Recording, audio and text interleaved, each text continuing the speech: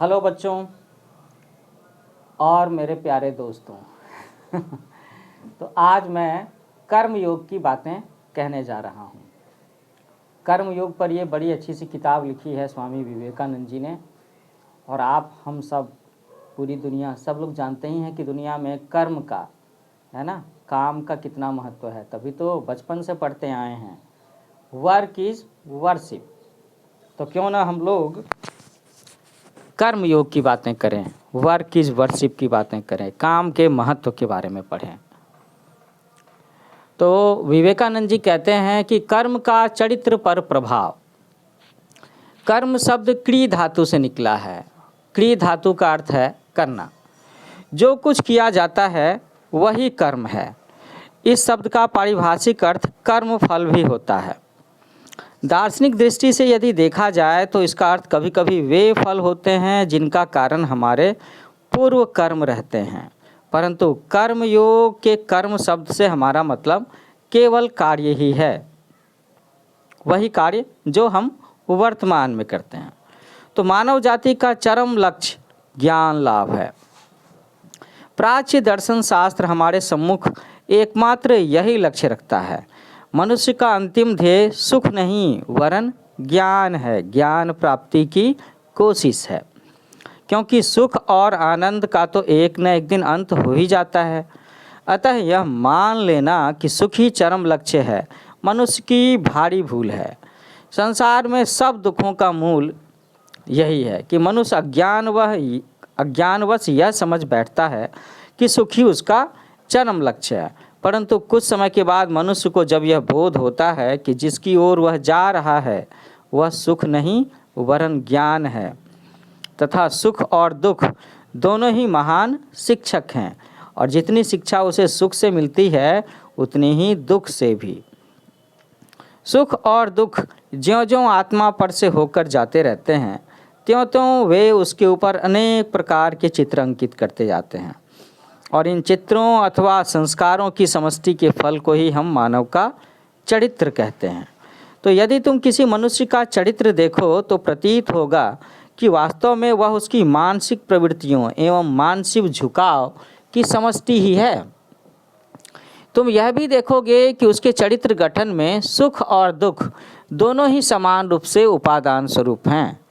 चरित्र को एक विशेष ढांचे में ढालने में अच्छाई और बुराई दोनों का समान अंश रहता है, और कभी कभी तो दुख सुख से भी बड़ा शिक्षक हो जाता है। यदि हम इस संसार के महापुरुषों के चरित्र का अध्ययन करें तो मैं दावे से कह सकता हूँ कि अधिकांश दशाओं में हम यही देखेंगे कि सुख की अपेक्षा दुख ने तथा संपत्ति की अपेक्षा दारिद्र्य ने ही उन्हें अधिक शिक्षा दी है, जीवन के मर्म को समझाया है, एवं प्रशंसा की अपेक्षा निंदा रूपी आघात ने ही उसकी अंतस्थ ज्ञानाग्नि को अधिक स्फुरित किया है। अब यह ज्ञान मनुष्य में अंतर्निहित है। कोई भी ज्ञान बाहर से नहीं आता, सब अंदर ही है, बस उसे जागृत करने की देर होती है। हम जो कहते हैं कि मनुष्य जानता है, उसे ठीक ठीक मनोवैज्ञानिक भाषा में व्यक्त करने पर हमें यह कहना चाहिए कि वह आविष्कार करता है। मनुष्य जो कुछ सीखता है वह वास्तव में आविष्कार करना ही तो है। आविष्कार का अर्थ है मनुष्य का अपनी अनंत ज्ञान स्वरूप आत्मा के ऊपर से आवरण को हटा लेना। हम कहते हैं कि न्यूटन ने गुरुत्वाकर्षण का आविष्कार किया, तो क्या वह आविष्कार कहीं एक कोने में बैठा हुआ है और न्यूटन की प्रतीक्षा कर रहा था? नहीं, वह उसके मन में ही था। जब समय आया तो उसने उसे ढूंढ निकाला। संसार में जो कुछ ज्ञान लाभ किया है वह मन से ही निकला है। विश्व का असीम पुस्तकालय तुम्हारे मन में ही विद्यमान है। बाह्य जगत तो तुम्हें अपने मन को अध्ययन में लगाने के लिए उद्दीपक तथा सहायक मात्र है, परंतु प्रत्येक समय तुम्हारे अध्ययन का विषय तुम्हारा मन ही है। सेब का गिरना न्यूटन के लिए उद्दीपक कारण स्वरूप हुआ और उसने अपने मन का अध्ययन किया। उसने अपने मन में पूर्व से स्थित भाव श्रृंखला की कड़ियों को एक बार फिर से व्यवस्थित किया तथा उनमें एक नई कड़ी का आविष्कार किया। उसी को हम गुरुत्वाकर्षण का नियम कहते हैं। यह न तो सेब में था और न ही पृथ्वी के केंद्र में स्थित किसी अन्य वस्तु में ही। अतएव समस्त ज्ञान, चाहे वह व्यावहारिक हो अथवा पारमार्थिक, मनुष्य के मन में ही निहित है। बहुधा यह प्रकाशित न होकर के ढका हुआ रहता है, और जैसे जैसे आवरण धीरे धीरे हटता जाता है तो हम कहते हैं कि हमें ज्ञान हो रहा है। ज्यों-ज्यों इस आविष्करण की क्रिया बढ़ती जाती है, त्यों-त्यों हमारे ज्ञान की वृद्धि होती जाती है। जिस मनुष्य पर से यह आवरण उठता जा रहा है वह अन्य व्यक्तियों की अपेक्षा अधिक ज्ञानी है, और जिस मनुष्य पर यह आवरण तह परतः पड़ा रहता है वह अज्ञानी ही है। जिस मनुष्य पर से यह आवरण बिल्कुल चला जाता है वह सर्वज्ञ पुरुष कहलाता है। अतीत में कितने ही सर्वज्ञ पुरुष हो चुके हैं, और मेरा विश्वास है कि अब भी बहुत से होंगे तथा आगामी युगों में भी ऐसे असंख्य पुरुष जन्म लेंगे। जिस प्रकार एक चकमक पत्थर के टुकड़े में अग्नि निहित रहती है, उसी प्रकार मनुष्य के मन में ज्ञान रहता है। उद्दीपक कारण घर्षण स्वरूप हो इस ज्ञानाग्नि को प्रकाशित कर देता है। ठीक ऐसा ही हमारे समस्त भावों और कार्यों के संबंध में भी है। यदि हम शांत होकर के स्वयं का अध्ययन करें तो प्रतीत होगा कि हमारा हंसना, रोना, सुख दुख, हर्ष विषाद, हमारी शुभकामनाएं एवं शाप, स्तुति और निंदा, ये सब हमारे मन के ऊपर बहिर्जगत के अनेक घात प्रतिघात के फलस्वरूप उत्पन्न हुए हैं, और हमारा वर्तमान चरित्र इसी का फल है। मतलब हमारे साथ में हमारे परिवार के लोगों ने, हमारे आस पड़ोस ने, समाज ने, वातावरण में जो क्रिया की और उसको लेकर के हमारे अंदर में जो प्रतिक्रिया हुई, तो हमारा वर्तमान चरित्र इसी का फल है। ये सब घात प्रतिघात मिलकर के कर्म कहलाते हैं। आत्मा की आभ्यंतरिक अग्नि तथा उसकी अपनी शक्ति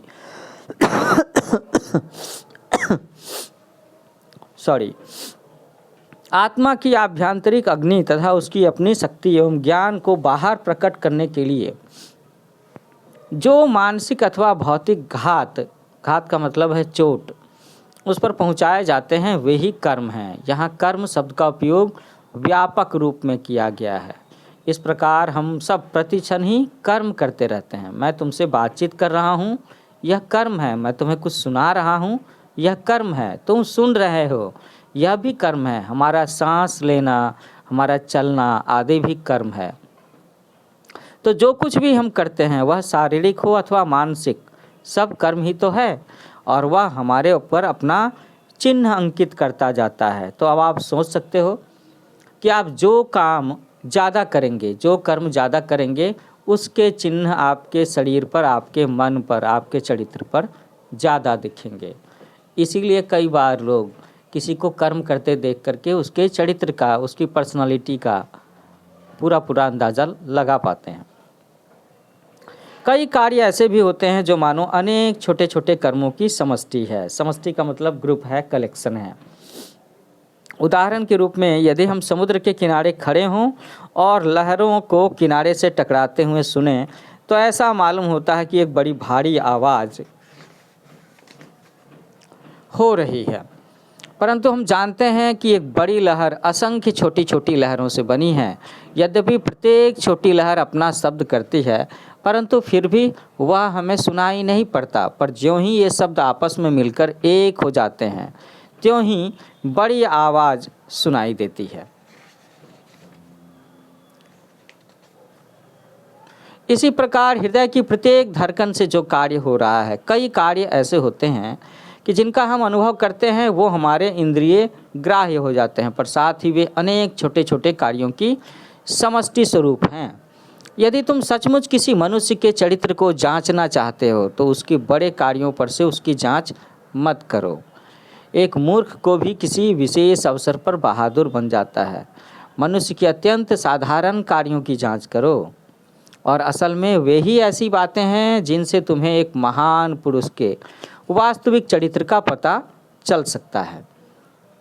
आकस्मिक अवसर तो छोटे से छोटे मनुष्य को किसी न किसी प्रकार का बड़प्पन दे ही देते हैं, परंतु वास्तव में बड़ा तो वह है जिसका चरित्र सदैव और सभी अवस्थाओं में महान बना रहता है। मनुष्य का जिन सब शक्तियों के साथ में संबंध आता है उनमें से कर्मों की वह शक्ति सबसे प्रबल है जो मनुष्य के चरित्र गठन पर प्रभाव डालती है। मनुष्य तो मानो एक प्रकार का केंद्र है और वह संसार की समस्त शक्तियों को अपनी ओर खींच रहा है तथा इस केंद्र में उन सारी शक्तियों को आपस में मिलाकर उन्हें फिर एक बड़ी तरंग के रूप में बाहर भेज रहा है। यह केंद्र ही प्रकृत मानव है, आत्मा है। यह सर्वशक्तिमान तथा सर्वज्ञ है और समस्त विश्व को अपनी ओर खींच रहा है। भला बुरा सुख दुख सब उसकी ओर दौड़े जा रहे हैं और जाकर के उसके चारों ओर मानो लिपटे जा रहे हैं और वह उन सब से चरित्र रूपी महाशक्ति का गठन करके उसे बाहर भेज रहा है। जिस प्रकार किसी चीज़ को अपनी ओर खींच लेने की उसमें शक्ति है उसी प्रकार उसे बाहर भेजने की भी है। संसार में हम सब जो कार्यकलाप देखते हैं, मानव समाज में जो सब गति हो रही है, हमारे चारों ओर जो कुछ भी हो रहा है, वह सारा का सारा केवल मन का ही खेल है, मनुष्य की इच्छा शक्ति का प्रकाश मात्र है। अनेक प्रकार के यंत्र, नगर, जहाज, युद्धपोत आदि सभी मनुष्य की इच्छा शक्ति के विकास मात्र हैं, है ना। आज के समय में कह लो कि जितनी भी तरह की दवाएं हैं, मशीन है, कंप्यूटर है, मोबाइल है, रॉकेट है, ये सब मनुष्य की इच्छा शक्ति से है, उसी का एक्सटेंशन है।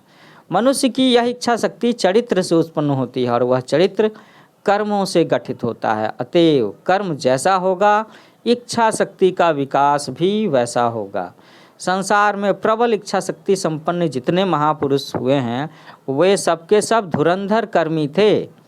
उनकी इच्छा शक्ति ऐसी जबरदस्त थी कि वे संसार को भी उलट पुलट कर सकते थे और यह शक्ति उन्हें युग युगांतर तक निरंतर कर्म करते रहने से प्राप्त हुई थी। बुद्ध एवं ईसा मसीह में जैसी प्रबल इच्छा शक्ति थी वह एक जन्म में प्राप्त नहीं की जा सकती, तो क्या ये शक्ति कई जन्मों से संचित की हुई थी?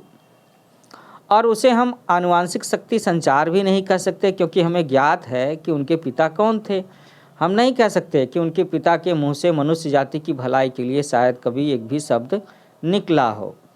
जोसेफ, जो कि ईसा मसीह के पिता समान थे, वे तो असंख्य बढ़ई हो गए और आज भी हैं।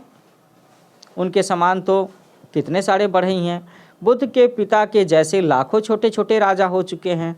अतः यदि यह बात केवल आनुवांशिक शक्ति संचार के कारण हुई होती तो इसका स्पष्टीकरण कैसे कर सकते हो कि इस छोटे से राजा को, जिसकी आज्ञा का पालन शायद उसके स्वयं के नौकर भी नहीं करते थे, एक ऐसा सुंदर पुत्र रत्न का लाभ हुआ जिसकी उपासना लगभग आधा संसार करता है, गौतम बुद्ध की।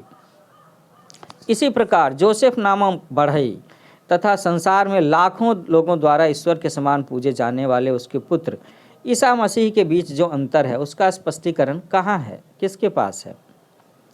आनुवांशिक शक्ति संचार के सिद्धांत द्वारा तो इसका स्पष्टीकरण नहीं हो सकता। बुद्ध और ईसा इस विश्व में जिस महाशक्ति का संचार कर गए वह आई कहाँ से? उस महान शक्ति का उद्भव कहाँ से हुआ? अवश्य युग युगांतरों से वह उस स्थान में ही रही होगी और क्रमशः प्रबलतर होते होते अंत में बुद्ध तथा ईसा मसीह के रूप में समाज में प्रकट हो गई और आज तक चली आ रही है। यह सब कर्म द्वारा ही नियमित होता है। यह सनातन नियम है कि जब तक कोई मनुष्य किसी वस्तु का उपार्जन न करे तब तक वह उसे प्राप्ति नहीं हो सकती। संभव है कभी कभी हम इस बात को न मानें, परंतु आगे चलकर हमें इसका दृढ़ विश्वास हो जाता है। एक मनुष्य चाहे समस्त जीवन भर धनी होने के लिए एड़ी चोटी का पसीना एक करता रहे, हजारों मनुष्यों को धोखा दे, परंतु अंत में वह देखता है कि वह संपत्तिशाली होने का अधिकारी नहीं था, तब जीवन उसके लिए दुखमय और दूभर हो उठता है। हम अपने भौतिक सुखों के लिए भिन्न भिन्न चीज़ों को भले ही इकट्ठा करते जाएं, परंतु वास्तव में जिसका उपार्जन हम अपने कर्मों द्वारा करते हैं वही हमारा होता है। एक मूर्ख संसार भर की सारी पुस्तकें मोल ले, भले ही अपने पुस्तकालय में रख ले, परंतु वह केवल उन्हीं को पढ़ सकेगा जिनको पढ़ने का वह अधिकारी होगा, और यह अधिकार कर्म द्वारा ही प्राप्त होता है। हम किसके अधिकारी हैं, हम अपने भीतर क्या क्या ग्रहण कर सकते हैं, इन सब का निर्णय हमारे कर्मों के द्वारा होता है। अपनी वर्तमान व्यवस्था के जिम्मेदार हम ही हैं और जो कुछ हम होना चाहें उसकी भी शक्ति हम ही में है। यदि हमारी वर्तमान व्यवस्था हमारे ही पूर्व कर्मों का फल है तो यह निश्चित है कि जो कुछ हमें भविष्य में होना चाहते हैं वह हमारे वर्तमान कार्यों द्वारा ही निर्धारित किया जा सकता है। अतएव हमें यह जान लेना आवश्यक है कि कर्म किस प्रकार किए जाएं। संभव है कि तुम कहो कि कर्म करने की शैली जानने से क्या लाभ। संसार में प्रत्येक मनुष्य किसी न किसी प्रकार से काम करता ही रहता है, परंतु यह भी ध्यान रखना चाहिए कि शक्तियों का निरर्थक क्षय भी कोई चीज़ होती है। गीता का कथन है कि कर्म योग का अर्थ है कुशलता से अर्थात वैज्ञानिक प्रणाली से कर्म करना, साइंटिफिक तरीके से काम करना। यह स्मरण रखना चाहिए कि समस्त कर्मों का उद्देश्य है मन के भीतर पहले से ही स्थित शक्ति को प्रकट कर देना, अर्थात आत्मा को जागृत कर देना। प्रत्येक मनुष्य के भीतर पूर्ण शक्ति और पूर्ण ज्ञान विद्यमान है। भिन्न भिन्न कर्म इन महान शक्तियों को जागृत करने तथा बाहर प्रकट कर देने के साधन मात्र हैं। मनुष्य अलग अलग तरह के कारणों के लिए, साधनों के लिए, मतलब के लिए कार्य किया करता है, क्योंकि बिना हेतु के कार्य हो ही नहीं सकता। कुछ लोग यश चाहते हैं और वे यश के लिए काम करते हैं, दूसरे पैसा चाहते हैं और वो पैसे के लिए काम करते हैं, फिर कोई अधिकार प्राप्त करना चाहता है तो वो उस अधिकार के लिए काम करते हैं, कुछ और स्वर्ग बनाना चाहते हैं, पाना चाहते हैं तो वे उसी के लिए प्रयत्न करते हैं। फिर कुछ लोग अपने बाद अपना नाम छोड़ जाने के इच्छुक होते हैं कि मेरा नाम दुनिया याद रखेगी, तो उसके लिए काम करते हैं। चीन देश में प्रथा है कि मनुष्य की मृत्यु के बाद ही उसे उपाधि दी जाती है कि किसी ने यदि बहुत अच्छा कार्य किया तो उसके मृत पिता अथवा पितामह को कोई सम्माननीय उपाधि दे दी जाती है। कुछ लोग उसी के लिए यत्न करते हैं। तो विचार करके देखने पर यह प्रथा हमारे यहाँ की अपेक्षा अच्छी ही कही जा सकती है, चीन की जो प्रथा है। इस्लाम धर्म के कुछ संप्रदायों के अनुयायी इस बात के लिए आजन्म काम करते रहते हैं कि मृत्यु के बाद उनकी एक बड़ी कब्र बने, बड़ा सा मकबरा बने। मैं कुछ ऐसे संप्रदायों को भी जानता हूँ जिनमें बच्चे के पैदा होते ही उसके लिए कब्र बना दी जाती है, और यही उन लोगों के अनुसार मनुष्य का सबसे ज़रूरी काम होता है कि जिसकी कब्र जितनी बड़ी और सुंदर होगी वो उतना ही अधिक सुखी समझा जाता है। कुछ लोग प्रायश्चित के रूप में कर्म किया करते हैं, अर्थात अपने जीवन भर अनेक प्रकार के दुष्ट कर्म करने के बाद एक मंदिर बनवा देते हैं अथवा पुरोहितों को कुछ धन दे देते हैं जिससे कि वे उनके लिए जैसे कि स्वर्ग का टिकट खरीद देंगे। ऐसा होता है क्या कि स्वर्ग का कोई टिकट मिलता है, लेकिन लोग मंदिर तो बनवाते हैं, पुरोहित को दान में तो देते हैं। वे सोचते हैं कि बस इससे रास्ता साफ हो गया, अब हम निर्विघ्न चले जाएंगे। इस प्रकार मनुष्य को कार्य में लगाने वाले बहुत से उद्देश्य रहते हैं। ये सब उनमें से कुछ उद्देश्य हुए जिसकी चर्चा मैंने की। अब कार्य के लिए ही कार्य, इस संबंध में हम कुछ आलोचना करें कि प्रत्येक देश में कुछ ऐसे नर रत्न होते हैं जो केवल कर्म के लिए ही कर्म करते हैं। वे नाम, यश अथवा स्वर्ग की भी परवाह नहीं करते। वे केवल इसलिए कर्म करते हैं कि उससे दूसरों की भलाई होती है। कुछ लोग ऐसे भी होते हैं जो और भी उच्चतर उद्देश्य लेकर के गरीबों के प्रति भलाई तथा मनुष्य जाति की सहायता करने के लिए अग्रसर होते हैं, क्योंकि भलाई में उनका विश्वास है, उसके प्रति प्रेम है। देखा जाता है कि नाम तथा यश के लिए किया गया कार्य बहुधा शीघ्र फलित नहीं होता, समय लगता है इसमें। ये चीज़ें तो हमें उस समय प्राप्त होती है जब हम वृद्ध हो जाते हैं और ज़िंदगी की आखिरी घड़ियां गिनते रहते हैं। यदि कोई मनुष्य निस्वार्थता से कार्य करे तो क्या उसे कोई फल प्राप्ति नहीं होगी? जरा सोच करके देखना। असल में तभी तो उसे सर्वोच्च फल की प्राप्ति होती है। और सच पूछा जाए तो निस्वार्थता अधिक फलदायी होती है, पर लोगों में इसका अभ्यास करने का धीरज नहीं रहता। व्यावहारिक दृष्टि से यह अधिक लाभदायक है, परंतु प्रेम, सत्य तथा निस्वार्थता नीति संबंधी आलंकारिक वर्णन मात्र नहीं है। वे तो हमारे सर्वोच्च आदर्श हैं, क्योंकि वे शक्ति की महान अभिव्यक्ति हैं।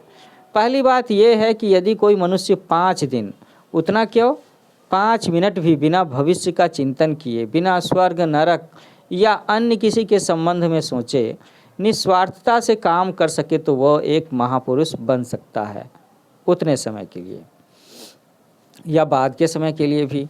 तो यद्यपि इसे कार्य रूप में परिणत करना कठिन है, फिर भी अपने हृदय के अंतस्थल में हम इसका महत्व समझते हैं और जानते हैं कि इससे क्या भलाई होती है। यह शक्ति की महत्तम अभिव्यक्ति है, इसके लिए प्रबल संयम की आवश्यकता होती है। अन्य सभी बहिर्मुखी कर्मों की अपेक्षा इस आत्म संयम में शक्ति का अधिक प्रकाश होता है।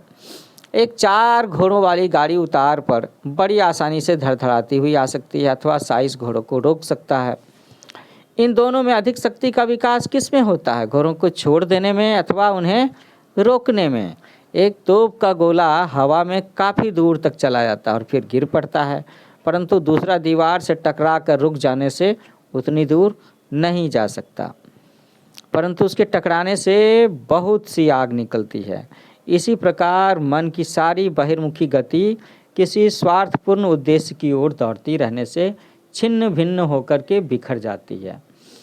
वह फिर तुम्हारे पास लौटकर तुम्हारे शक्ति विकास में सहायक नहीं होती, परंतु यदि उसका संयम किया जाए तो उससे शक्ति की वृद्धि होती है। इस आत्म संयम से एक महान इच्छा शक्ति का प्रादुर्भाव होता है, जो एक ऐसे चरित्र का निर्माण करता है जो जगत को अपने इशारे पर चला सकने की काबिलियत रखता है। अज्ञानियों को इस रहस्य का पता नहीं रहता, परंतु फिर भी वो मनुष्य जाति पर शासन करने के इच्छुक रहते हैं। एक अज्ञानी पुरुष भी यदि धीरज रखे तो समस्त संसार पर शासन कर सकता है, परंतु वह कुछ वर्ष तक धीरज रखे तथा अपने सज्ञान सुलभ जगत शासन के भाव को संयत कर सके, तब तो वह तो इस भाव के समूल नष्ट होते ही इस संसार पर शासन कर सकेगा, अगर वह ऐसा कर सकता है तो। परंतु जिस प्रकार कुछ पशु अपने से 2-4 कदम आगे कुछ नहीं देख सकते, इसी प्रकार हम में से अधिकांश लोग भविष्य के बारे में नितांत अदूरदर्शी होते हैं। हमारा संसार मानो एक क्षुद्र वर्तुल सा होता है, हम बस उसी में आबद्ध रहते हैं, घूमते रहते हैं। हम में दूरदर्शिता के लिए धैर्य का मतलब है पेशेंस नहीं रहता, और इसीलिए हम दुष्ट और नीच हो जाते हैं, मीन हो जाते हैं। यह हमारी कमजोरी है, ये हमारा पावरलेसनेस, शक्तिहीनता है। अत्यंत सामान्य कर्मों को भी घृणा की दृष्टि से नहीं देखना चाहिए। जो मनुष्य कोई श्रेष्ठ आदर्श नहीं जानता, उसे स्वार्थ दृष्टि से ही नाम यश के लिए ही काम करने दो, परंतु ये आवश्यक है कि प्रत्येक मनुष्य को उच्चतर ध्येयों की ओर बढ़ने तथा उन्हें समझने का प्रबल यत्न करते रहना चाहिए। हमें कर्म करने का ही अधिकार है, कर्म फल में हमारा कोई अधिकार नहीं। गौर करने की बात है कि हमारा अधिकार क्या है, कि हमें कर्म करते रहना चाहिए। फल क्या होगा इस पर हमारा अधिकार नहीं। कर्म फलों को एक ओर रहने दो, उनकी चिंता हमें क्यों हो। यदि तुम किसी मनुष्य की सहायता करना चाहते हो तो कर बैठो, तो इस बात की कभी चिंता ना करो कि उस आदमी का व्यवहार तुम्हारे प्रति कैसा रहता है, वो बदले में तुम्हारे साथ अच्छा व्यवहार करेगा कि नहीं, तुम्हारी मदद करेगा कि नहीं करेगा।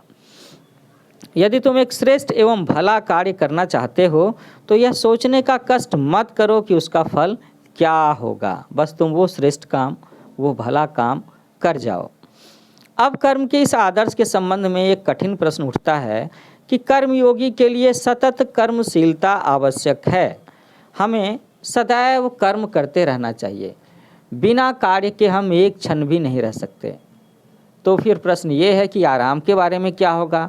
यहाँ इस जीवन संग्राम के एक ओर है कर्म, जिसके तीव्र भंवर में फंसे हम लोग चक्कर काट रहे हैं, दूसरी ओर है शांति।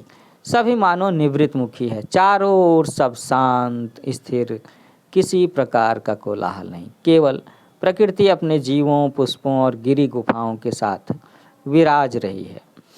पर इन दोनों में से कोई भी पूर्ण आदर्श का चित्र नहीं है। यदि एक ऐसा मनुष्य जिसे एकांतवास का अभ्यास है संसार के चक्कर में घसीट लाया जाए तो उसका उसी प्रकार ध्वंस हो जाएगा जिस प्रकार समुद्र की गहराई में रहने वाली एक विशेष प्रकार की मछली पानी की सतह पर लाए जाते ही टुकड़े टुकड़े होकर के मर जाती है, क्योंकि सतह पर पानी का दबाव नहीं है, जबकि जब वह समुद्र की गहराई में रहती है तो उसके ऊपर में न जाने कितने टन पानी का दबाव रहता है। तो जिस दबाव के कारण वह जीवित रहती थी वो पानी का दबाव सतह पर नहीं है। इसी प्रकार एक ऐसा मनुष्य जो सांसारिक तथा सामाजिक जीवन के कोलाहल का अभ्यस्त रहा है, यदि किसी शांत स्थान को ले जाया जाए तो क्या वह शांतिपूर्वक रह सकता है? कदापि नहीं। उसे क्लेश होता है और संभव है कि उसका मस्तिष्क ही फिर जाए।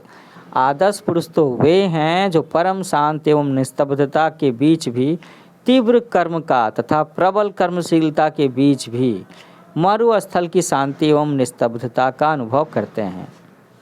उन्होंने संयम का रहस्य जान लिया है, उन्होंने अपने ऊपर विजय प्राप्त कर ली है। जितेंद्रिय किसी बड़े शहर की भरी हुई सड़कों के बीच से जाने पर भी उनका मन उसी प्रकार शांत रहता है जैसे वो किसी निःशब्द गुफा में हो, और फिर भी उनका मन सारे समय कर्म में तीव्र रूप से लगा रहता है।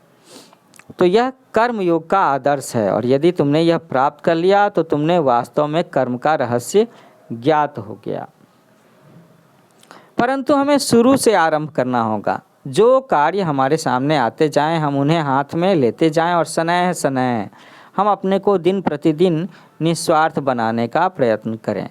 हमें कर्म करते रहना चाहिए तथा यह पता लगाना चाहिए कि उस कार्य के पीछे हमारी हेतु क्या है, ऑब्जेक्टिव क्या है, पर्पस क्या है। ऐसा होने पर हम देख पाएंगे कि आरंभावस्था में प्रायः हमारे सभी कार्यों का हेतु स्वार्थपूर्ण रहता है, किंतु जैसे जैसे ये धीरे धीरे यह स्वार्थ परायणता अध्य व्यवसाय से नष्ट हो जाएगी और अंत में वह समय आ जाएगा जब हम वास्तव में स्वार्थ से रहित होकर कार्य करने के योग्य हो सकेंगे। हम सभी यह आशा करते हैं कि जीवन पथ में अग्रसर होते होते किसी न किसी दिन वह समय अवश्य ही आएगा जब हम पूर्ण रूप से निस्वार्थ बन जाएंगे, और ज्यों ही हम उस अवस्था को प्राप्त कर लेंगे हमारी समस्त इंद्रियां केंद्रीभूत हो जाएंगी तथा हमारा आभ्यंतरिक ज्ञान प्रकट हो जाएगा।